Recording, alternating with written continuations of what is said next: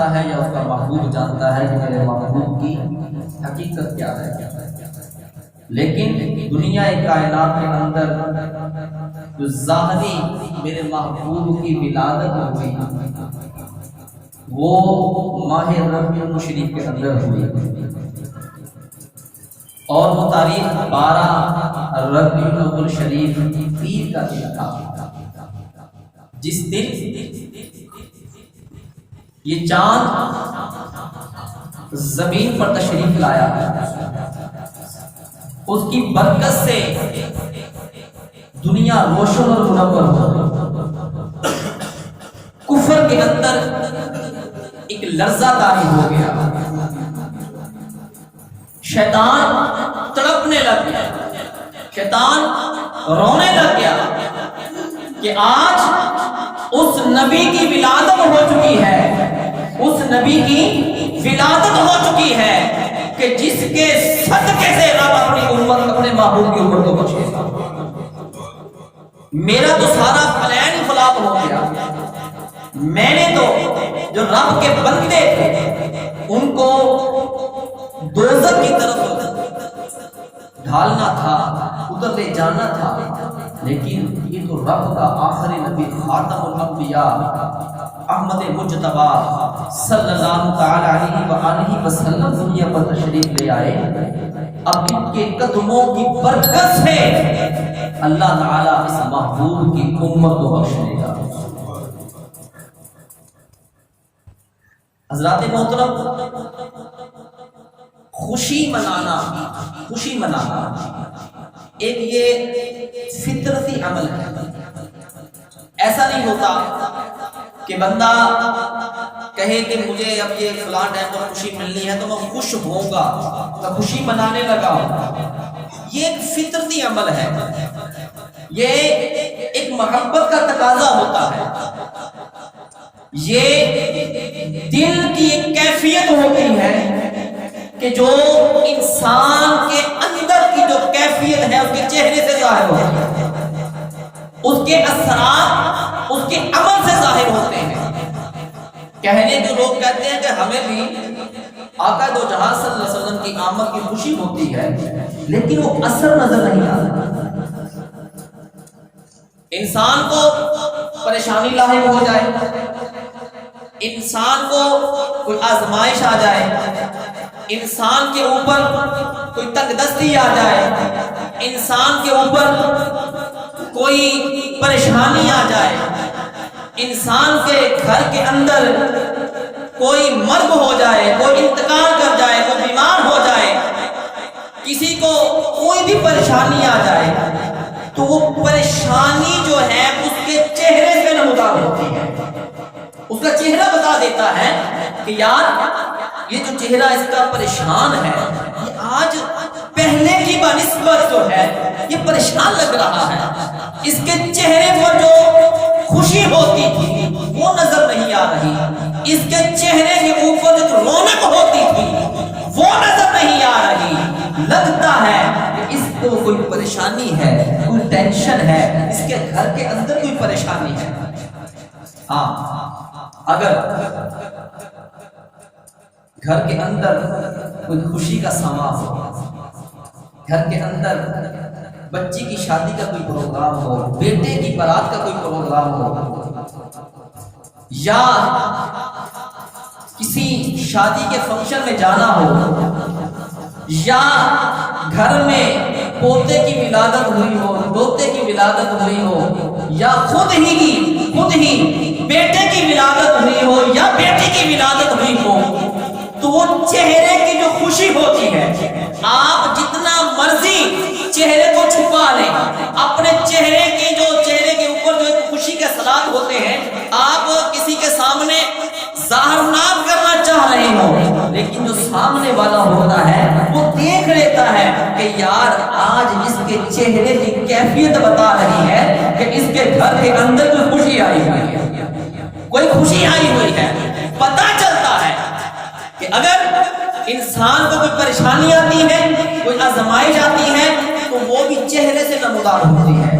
اگر اس کے گھر کے اندر کوئی رب کی رحمت آ جائے، رب کی کوئی نعمت آ جائے، رب کی طرف سے کوئی خوشی مل جائے تو وہ بھی ان کے چہرے سے پتہ چلتی ہے، پتہ چلتا ہے۔ جو لوگ کہتے ہیں کہ ہمیں نبی کی ولادت کی خوشی ہے، اگر تو ان کے چہرے کے اوپر خوشی کے اثرات نظر آتے ہیں، چہرہ نہیں تو گھر کے اوپر لائٹنگ نظر آ جائے، گھر کے اوپر لائٹنگ ہی نظر آ جائے، یا گھر سے پتہ چل جائے کہ مٹھائیاں بٹ رہی ہیں، نبی کی ولادت کی خوشی میں مٹھائیاں بٹ رہی ہیں، پھر تو پتہ چلتا ہے کہ اس گھر کے اندر اس گھر والوں کو نبی کی ولادت کی خوشی پہنچی ہے۔ اگر اس گھر کے اندر کی جو پہلے ایک لائٹ جلتی تھی وہ بھی اس رات کو بند ہو جائے، یہ بھی دیکھا گیا، اگر جو ایک لائٹ جلتی تھی وہ بھی بند ہو جائے تو پھر سمجھ لو کہ ان کو نبی کی آمد کی خوشی نہیں ہے، کوئی ٹینشن ہوئی۔ اور وہ ٹینشن کس کو ہوئی تھی؟ نثار تیری چہل پہل پر ہزاروں عیدیں ہوتی، نثار تیری چہل پہل پر ہزاروں عیدیں ربیع الاول، سوائے ابلیس کے جہاں میں تو سبھی تو خوشیاں منا رہے ہیں۔ ابلیس کو ٹینشن ہوئی تھی، شیطان کو ٹینشن ہوئی تھی کہ یہ کیا ہو گیا، مجھے جس بات کا ڈر تھا وہ ہو گیا، شیطان کو پریشانی ہوئی تھی۔ اب اللہ کا قرآن ہم سے کیا فرما رہا ہے؟ اللہ تعالیٰ کسی کو نعمت عطا کرتا ہے نا، اللہ تعالیٰ اس نعمت کی خوشی جو ہے اس کو دیکھنا بھی پسند کرتا ہے، فَاذْكُرُونِي أَذْكُرْكُمْ، اللہ فرماتا ہے تم میرا ذکر کرو میں تمہارا ذکر کرتا ہوں، وَاشْكُرُونِي تم میرا شکر کرو۔ کیا مطلب کہ جب اللہ کی طرف سے تمہیں نعمت ملتی ہے، کوئی انعام ملتا ہے، کوئی خوشی ملتی ہے، تو رب بھی یہ تقاضا رکھتا ہے، رب کا قرآن ہمیں فرماتا ہے قُلْ بِفَضْلِ اللَّهِ وَبِرَحْمَتِهِ فَبِذَلِكَ فَلْيَفْرَحُوا۔ اللہ کا قرآن ہمیں بتا رہا ہے، رب فرماتا ہے اے محبوب آپ ان سے فرما دیجئے اگر تمہارے پاس رب کی طرف سے کوئی خوشی مل جائے، کوئی نعمت مل جائے تو فَلْيَفْرَحُوا، تو پھر تم خوشی منایا کرو، ایک صحابی رسول آقا علیہ السلام کی بارگاہ میں حاضر خدمت ہوتے ہیں، لباس بڑا پھٹا پرانا پہنا ہوا ہے، چہرہ گرد آلود ہے، لباس پھٹا پرانا ہے، چہرہ گرد آلود ہے۔ میرے محبوب علیہ السلام نے فرمایا اے میرے یار تیرے اوپر تو رب کا بڑا فضل نہیں ہے، تیرے اوپر تو رب کا بڑا فضل نہیں ہے۔ وہ صحابی رسول عرض کرتے ہیں کہ یا رسول اللہ صلی اللہ علیہ وآلہ وسلم آپ کی دعاؤں کا بڑا ہی صدقہ ہے، اللہ نے بڑا نوازا ہوا ہے۔ تو پھر میرے محبوب نے فرمایا اے میرے یار پھر تیرے اوپر نظر کیوں نہیں آ رہا؟ اگر تجھے رب نے نعمتوں سے نوازا ہے، اگر رب نے تجھے اچھا لباس دیا ہوا ہے، اگر تیرے گھر کے اندر خوشحالی ہے، تو پھر وہ خوشحالی وہ خوشی تیرے چہرے سے کیوں نہیں پتا چلتی؟ پھر تیرے چہرے سے کیوں نہیں پتا چلتی؟ پتا چلتا ہے کہ اللہ تعالیٰ یہ پسند فرماتا ہے کہ میں اپنے بندے کو جب کوئی نعمت دوں، کوئی خوشی دوں تو اس کا اثر دیکھنا بھی پسند فرماتا ہے، اس کا اثر دیکھنا بھی پسند فرماتا ہے۔ جیسے ہی ماہ ربیع الاول شریف کے دن آتے ہیں تو بڑے بڑے مسئلے کھڑے ہونا شروع ہو جاتے ہیں، بڑے بڑے فتوے لگنا شروع ہو جاتے ہیں، بڑے بڑے مسائل کھڑا ہونا شروع ہو جاتے ہیں۔ حضرت عبد الرحمن بن عوف رضی اللہ تعالی عنہ آپ نے شادی کی، آقا علیہ السلام کے دور زمانہ کے اندر جس طرح سے آج کل برات لے جانے کا رواج ہے نا، اس طرح سے نہیں تھا آقا دو جہاں۔ ویسے تو ہر زمانہ میرے حضور کا، ہر زمانہ میرے حضور کا ہے، یہ نہیں ہے اس دور کی بات، آج بھی میرے محبوب کی حکومت ہے، آج کا زمانہ بھی میرے محبوب کا ہے۔ تو اس دور کے اندر جس طرح سے آج کل براتیں جاتی ہیں اس طرح سے رواج نہیں تھا، اور حضرت عبد الرحمن بن عوف رضی اللہ تعالی عنہ آپ نکاح کر کے آ جاتے ہیں، اور نکاح میں جاتے ہوئے محبوب کو بھی ساتھ لے کر نہیں جاتے۔ یہاں سے بھی ایک سبق ملتا ہے۔ میں مؤدبانہ گزارش کروں گا کہ جب حضرت عبد الرحمن بن عوف رضی اللہ تعالی عنہ نکاح کر کے تشریف واپس سے حاضر خدمت ہوئے نا، تو آپ کے لباس کے اوپر زرد رنگ کا کلر لگا، زرد رنگ لگا ہوتا، پیلے رنگ کا۔ تو میرے محبوب علیہ السلام نے فرمایا عبد الرحمن بن عوف یہ کیا ہے؟ تو آپ عرض کرتے ہیں یا رسول اللہ میں نے نکاح کر لیا ہے، میں نے شادی کر لی ہے۔ میرے محبوب نے یہ نہیں فرمایا کہ عبد الرحمن بن عوف تو نے مجھے کیوں نہیں بلایا؟ آج کل تو بڑے اعتراض ہو جاتے ہیں نا، اعتراض کرتے ہیں کہ یار تو نے ہمیں اپنی شادی میں کیوں نہیں بلایا؟ اچھا تو نے ہمیں نہیں بلایا تو ہم بھی تمہیں نہیں بلائیں گے۔ یہ ہمارا معاشرہ آج کل کا یہ حالات چل رہے ہیں۔ میرے محبوب نے یہ نہیں فرمایا، ہاں میرے محبوب نے ایک بات ضرور فرمائی، بخاری شریف میں یہ حدیث پاک موجود ہے۔ میرے محبوب علیہ السلام نے فرمایا اے عبد الرحمن بن عوف ولیمہ ضرور کرنا، چاہے بکری کا چھوٹا بچہ ہی کر لے گا، ولیمہ ضرور کرنا، ولیمہ ضرور کرنا، یہ حدیث پاک سے ثابت ہے۔ اور پھر میرے محبوب علیہ السلام نے ارشاد فرمایا کہ جب بھی تمہیں ولیمے کی دعوت ملے تو اس دعوت پر ضرور جایا۔ ولیمہ کی جب دعوت ملے تو ولیمہ کی دعوت پر ضرور جایا کرو۔ یہ بات عرض کرنے کا مقصد یہ ہے کہ اس دور کے اندر جیسے آج کل براتیں جاتی ہیں، جیسے آج کل کے ولیمے ہوتے ہیں، ویسے نہیں ہوتا۔ جس طرح سے آج کل شادی کے موقع کے اوپر لوگ لائٹنگ لگاتے ہیں، خوشی کا موقع ہوتا ہے نا، لائٹنگ لگاتے ہیں، گلی لائٹنگ سے کر لیتے ہیں، دنیا کا کوئی بھی مفتی اس کے اوپر فتویٰ نہیں لگا سکتا، نہیں لگاتا۔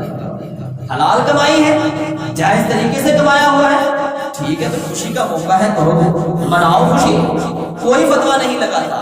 مہندی کی رسم ہوتی ہے، مہندی کے اوپر 6 دیکھیں، 20 دیکھیں، دال چاول کی پکتی ہیں، کبھی کوئی فتویٰ نہیں لگاتا، کبھی بھی کوئی فتویٰ نہیں لگاتا۔ چلو اس سے اوپر کی بات کرتے ہیں، بخاری شریف میں موجود ہے یہ حدیث بات، مسلم شریف میں بھی حدیث بات موجود ہے۔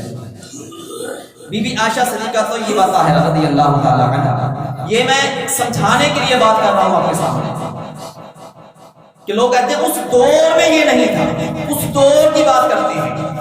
کتنے معاملات ہیں جو اس دور میں نہیں تھے، آج کل اس پر کوئی فتوے نہیں لگ رہے، نہیں لگ رہے، کوئی فتویٰ نہیں لگ رہا۔ بی بی عائشہ صدیقہ طیبہ طاہرہ رضی اللہ تعالی عنہا آپ فرماتی ہیں کہ جس حجرہ مبارک کے اندر میں اور میرے محبوب رہتے تھے، اس حجرہ کے اندر 3 بندوں سے زیادہ چوتھا بندہ نہیں رہ سکتا تھا، 3 بندوں سے زیادہ چوتھا بندہ نہیں رہ سکتا تھا۔ ایک اور بات آپ فرماتی ہیں جو ہمارا حجرہ مبارک تھا اس کی جو چھت تھی، کھجور کے ٹہنے کہہ لو، ڈنڈے کہہ لو، ان کو لگا کر اس کے اوپر پتوں کی چھت ڈالی ہوئی تھی، پتوں کی چھت ڈالی ہوئی تھی۔ اچھا اب اس کی بلندی کتنی تھی؟ آج کل تو بلندی آسمانوں کو چھو رہی ہے نا، یہاں پر کوئی فتویٰ نہیں لگا رہا، کوئی فتویٰ نہیں لگاتا، کوئی فتویٰ نہیں لگا رہا۔ بلندی کتنی تھی اس چھت کی؟ آپ فرماتی ہیں اگر ہاتھ اوپر کرتی تھی تو ہاتھ چھت کو لگ جاتا تھا، ہاتھ اوپر کرتی تھی تو ہاتھ اوپر لگ جاتا تھا۔ یار تو 7 منزلہ بلڈنگ تیار کرتا ہے، تیرے گھر کے اندر 20 کمرے ہوتے ہیں، اے سی تو نے لگائے ہوتے ہیں، اللہ نے دیا ہے کرنا چاہیے، کوئی اس جگہ پر فتویٰ نہیں لگاتا۔ جب نبی کی ولادت کی باری آتی ہے، جب میرے محبوب کی آمد کی خوشی کی باری آتی ہے، جب تجھے ٹینشن کیوں بڑھنا شروع ہو جاتی ہے، اس وقت تجھے فتوے یاد نہیں آتے، اس وقت تیرے فتوے کہاں جاتے ہیں؟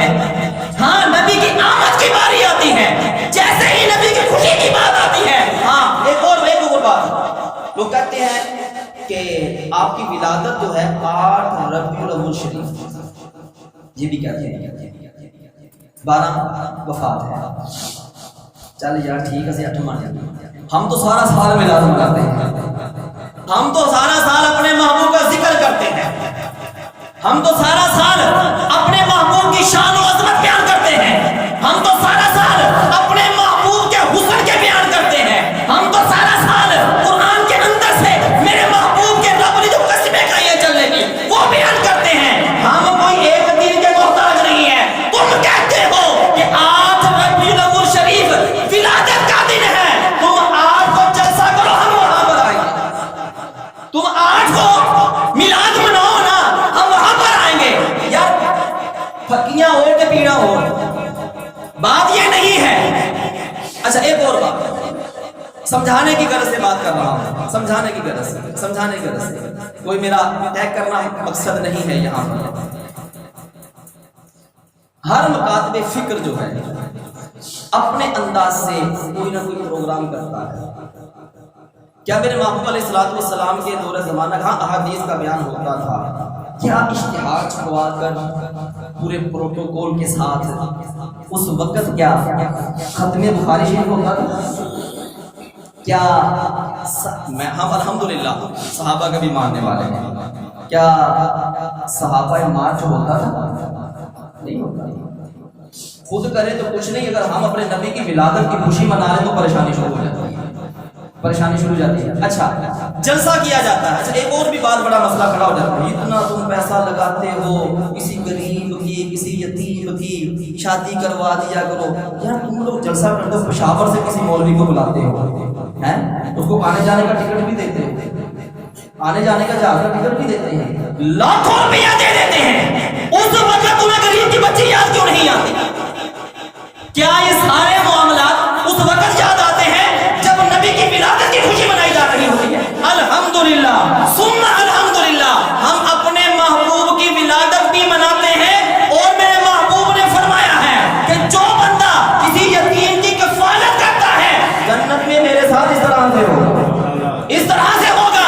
ہم یہ بھی کام کرتے ہیں، ہم اپنے محبوب کے فرامین پر اس پر بھی عمل کرتے ہیں۔ اور میرے بھائی ہم اس نبی کی ولادت کی خوشی کیوں نہ منائیں؟ کیوں نہ منائیں اس نبی کی ولادت کی خوشی؟ جب وہ دنیا میں ظاہری تشریف لائے تھے تو رب حبلی امتی کہتے ہوئے تشریف لائے، رب حبلی امتی کہتے ہوئے تشریف لائے تھے۔ لوگ کہتے ہیں کس کو میلاد منانا چاہیے، کس کو میلاد منانا چاہیے؟ ہم کہتے ہیں کہ ہر اس بیٹی کو میلاد منانا چاہیے کہ اے بیٹی جب تو پیدا ہوتی تھی تجھے زندہ ترکور زمین میں کر دیا جاتا تھا، تجھے زندہ دفن کر دیا جاتا تھا، لیکن میرے محبوب کی آمد آئی تو تجھے عظمتیں مل گئی، میرے محبوب کی آمد ہوئی تجھے عظمتیں مل گئی۔ اور ہر ماں کو میلاد منانا چاہیے، ہر ماں کو میلاد منانا چاہیے۔ جنت سدرۃ المنتہا کے قریب ہے، میرے محبوب کی آمد ہوئی، جنت کو کھینچ کر ماں کے قدموں کے نیچے رکھ دیا، جنت کو کھینچ کر میری ماں کے قدموں کے نیچے رکھ دیا۔ اور ہر اس ماں کو میلاد منانا چاہیے، وہ ماں جس کے گلے کے اندر کپڑا ڈال کر باہر نکال دیا جاتا تھا، لیکن میرے محبوب نے آ کر یہ فرما دیا کہ جو اپنے ماں باپ کی دن کے اندر ایک مرتبہ زیارت کرے گا اللہ تعالیٰ کو حج مبرور کا ثواب عطا فرمائے گا۔ اور ہر باپ کو اس نبی کی آمد کی خوشی منانی چاہیے۔ باپ کو ڈنڈے مار کر گھر سے نکال دیا جاتا تھا۔ میرے محبوب نے فرمایا لوگوں سن لو، جس کا ابا راضی ہوگا اسی کا اللہ راضی ہوگا، جس کا باپ جس پر راضی ہوگا اسی کا رب اس پر راضی ہوگا۔ اور قربان جاؤں اس محبوب کی آمد پر، اس محبوب کی عظمت پر۔ کالے رنگ کا غلام خرید کر آزاد کر دیا، لوگوں کو بتا دیا کہ یہاں پر کالے اور گورے کی کوئی وقت نہیں ہے، یہاں پر دیکھا جاتا ہے تو عشق دیکھا جاتا ہے، یہاں پر دیکھا جاتا ہے تو محبت مصطفیٰ دیکھی جاتی ہے۔ لیکن افسوس کے ساتھ کہنا پڑتا ہے جب اس نبی کی آمد کے دن آتے ہیں، ولادت کے دن آتے ہیں، خوشی کے دن آتے ہیں، یہ میں نہیں کہہ رہا، رب کا قرآن ہمیں فرما رہا ہے قل بفضل اللہ وبرحمتہ فبذلک فلیفرحوا۔ اے محبوب آپ ان سے فرما دیجئے اگر تمہیں اللہ کی طرف سے کوئی نعمت مل جائے تو پھر فَلْيَفْرَحُوا، اس پر خوشی منایا کرو، اس پر خوشی منایا کرو۔ رب یہ فرما رہا ہے مجھے تمہارا نہیں پتا، میں کہتا ہوں کہ اس دنیا کائنات کے اندر سب سے بڑا فضل نعمت اگر کوئی ہے تو وہ محبوب خدا کی ذات ہے، محبوب خدا کی ذات ہے۔ رب فرماتا ہے اے محبوب، اے محبوب، اگر تجھے بنانا مقصود نہ ہوتا تو میں نہ میں شجر بناتا، نہ میں حجر بناتا، نہ میں آسمان بناتا، نہ میں سورج بناتا، نہ میں چاند بناتا۔ اے محبوب میں دنیا کو نہیں بناتا۔ اے محبوب یہاں تک اگر تجھے بنانا مقصود نہ ہوتا تو میں اپنی ربوبیت کو بھی ظاہر نہ کرتا، تو میں اپنی ربوبیت کو بھی ظاہر نہ کرتا۔ ہم اس نبی کا میلاد کیوں نہ منائیں، کیوں نہ منائیں؟ حضرت دحیہ کلبی رضی اللہ تعالیٰ عنہ، بیٹیوں کو بڑی عظمت ملی میرے محبوب کی آمد سے، بیٹیوں کو زندہ دفن کر دیا جاتا ہے۔ میرے محبوب کی آمد ہوئی تو یہ سارا معاملہ، ہم کیوں نہ خوشی منائیں؟ حضرت دحیہ کلبی رضی اللہ تعالیٰ عنہ آپ آقا علیہ الصلوۃ والسلام کے پاس حاضر ہوتے ہیں، عرض کرتے ہیں آپ کہ یا رسول اللہ صلی اللہ تعالی علیہ وسلم، زمانہ جاہلیت کے اندر میں نے کم و بیش 70 بچیوں کو زندہ دفن کیا ہے۔ کتنی؟ 70 بچیوں کو اپنے ہاتھوں سے زندہ دفن کیا ہے۔ میرے محبوب علیہ الصلوۃ والسلام کی آنکھوں سے آنسو جاری ہو جاتے ہیں، آنکھوں سے آنسو جاری ہو جاتے ہیں۔ میرے محبوب علیہ السلام کی بات سن رہے ہیں، پھر وہ عرض کرتے ہیں یا رسول اللہ، میں ایک سفر پر گیا، پیچھے سے میری بیگم جو تھی وہ حاملہ تھی، میں کافی عرصہ کے بعد واپس آیا تو میں نے گھر میں دیکھا ایک ننھی سی بچی پھر رہی ہے، ایک ننھی سی بچی پھر رہی ہے، وہ میرے پاس آتی ہے، میرا ہاتھ پکڑتی ہے، مجھے نہیں پتا یہ بچی کس کی ہے۔ میں نے اپنی بیوی سے پوچھا، اس نے کہا کہ ہمسایوں کی بچی آئی ہوئی ہے۔ اس کو پتا تھا جیسے اس کو لگ جائے گا پتا یہ بچی کو زندہ تر کون کر دے گا، یہ زندہ تر کون کر دے گا۔ کچھ دن گزرتے ہیں، لوگوں نے مجھے بتایا کہ اے داعیہ قلبی تجھے پتا ہے یہ بچی کس کی ہے؟ کہتا ہے نہیں مجھے نہیں پتا، یہ کسی ہمسایہ کی بچی ہے۔ وہ کہتے ہیں بچی تیری ہے، تیری ہے۔ داعیہ قلبی رضی اللہ تعالی عنہ عرض کرتے ہیں یا رسول اللہ صلی اللہ تعالی علیہ وآلہ وسلم، میں نے اپنی بیوی کو کہا کہ تو نے مجھے کیوں نہیں بتایا کہ یہ بچی میری ہے؟ اب وہ کیا کرتا ہے؟ وہ کرتا کیا ہے؟ رسی لیتا ہے، بچی کو ساتھ لیتا ہے، رسی لیتا ہے، گڈھا کھودنے کے لیے، گڑھا نکالنے کے لیے بچی کو لے کر جاتا ہے، اور بچی کہتی ہے بابا مجھے نانا کے گھر لے چلو۔ بابا کہتا ہے بیٹا چلو تمہیں نانا کے گھر لے کر چلتا ہوں۔ وہ بچی کو کسی ویرانے میں لے جاتا ہے، جا کر گڑھا کھودنا شروع کر دیتا ہے، بچی سامنے بیٹھی رہتی ہے، باپ کے چہرے پر پسینہ آتا ہے، بچی جاتی ہے دوپٹے سے اپنے باپ کے پسینے کو منہ سے پیشاب کرتی ہے، پوچھ دیتی ہے اور کہتی ہے بابا آپ کو پانی پلاؤں میں۔ اس بچی کو کیا پتا کہ وہ گڑھا تیرے لیے کھود رہا ہے، وہ تیرے لیے کھود رہا ہے۔ وہ کہتا ہے نہیں تم سائڈ پر ہو جاؤ، پھر گڑھا کھودنا شروع کر دیتا ہے۔ جب گڑھا مکمل ہو جاتا ہے، بچی کو پکڑتا گڑھے میں پھینک دیتا ہے۔ بچی کہتی ہے بابا میں آئندہ سے آپ کو نہیں کہوں گی کہ مجھے نانا کے گھر لے جاؤ، بابا میں آئندہ سے یہ نہیں کہوں گی کہ بابا مجھے یہ چیز چاہیے، بابا میں کبھی بھی کوئی فرمائش نہیں کروں گی، بابا مجھے یہاں پر مت پھینکو، میرے اوپر مٹی مت ڈالو۔ لیکن آقا بچی روتی رہی، میں نے ایک بھی نہیں سنی، میں نے اپنی بیٹی کی ایک بھی بات نہیں سنی۔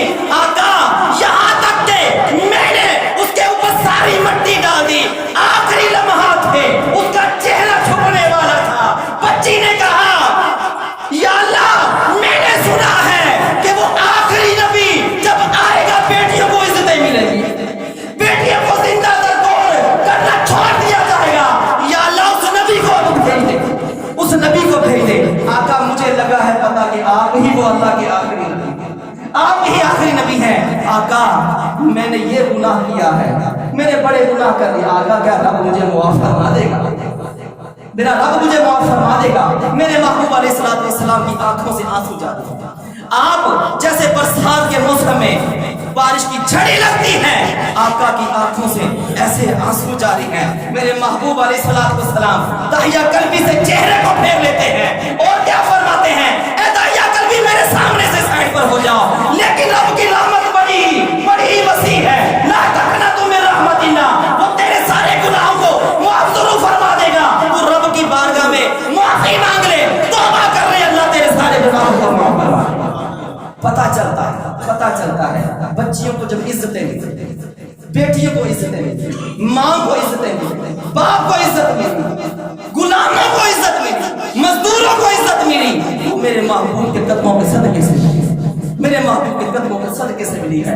بی بی آمنہ رضی اللہ تعالی عنہا میرے محبوب علیہ السلام کی اماں جان, آپ فرماتی ہیں کہ میرے بطن اطہر سے نور طلوع ہوا تھا.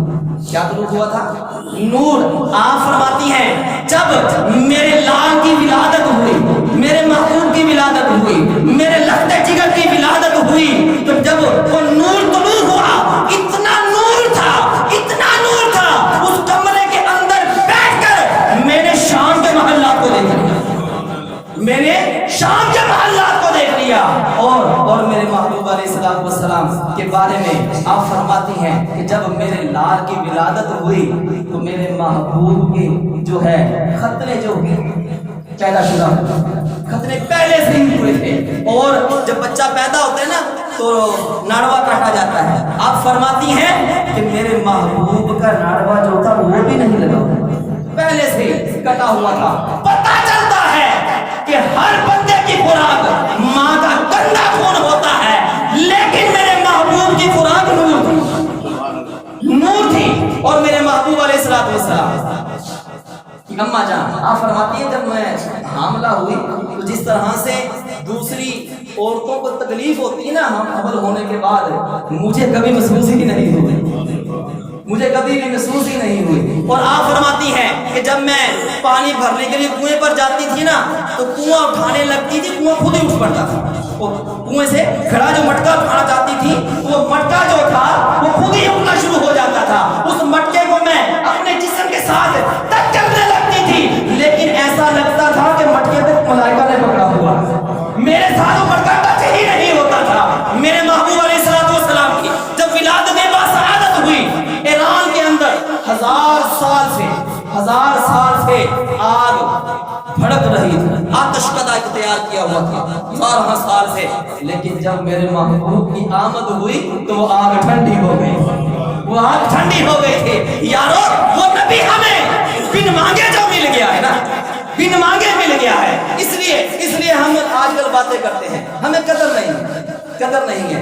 یہ وہ محبوب ہے کہ جس کی امت میں شامل ہونے کے لیے نبیوں نے خواہش کی تھی کہ یا اللہ ہم سے نبوت لے لے, لیکن اپنے محبوب کا امتی بنا دینا. رب نے ہمیں وہ محبوب بن مانگے عطا فرما دیا.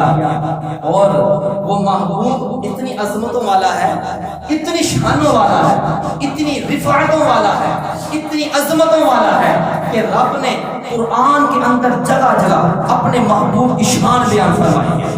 کہیں رب فرماتا ہے یا ایھا المزمل, کہیں رب فرماتا ہے یا ایھا المدثر, کہیں رب اپنے محبوب کے چلنے کی قسمیں کھاتا ہے لا اقسم بہذا البلد, کہیں رب فرماتا ہے الم نشرح لک صدرک ووضعنا عنک وزرک.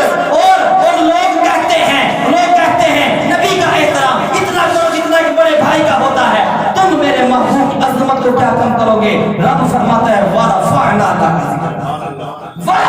لک ذکرک, اے محبوب ہم نے آپ کے ذکر کو آپ کے لیے بلند کر. اور حضرت جبرائیل علیہ السلام سے آقا نے پوچھا اے جبریل تو بتا کہ میری عظمت کیا ہے, میری شان کیا ہے, میری رفعت کیا ہے. جبرائیل علیہ السلام عرض کرتے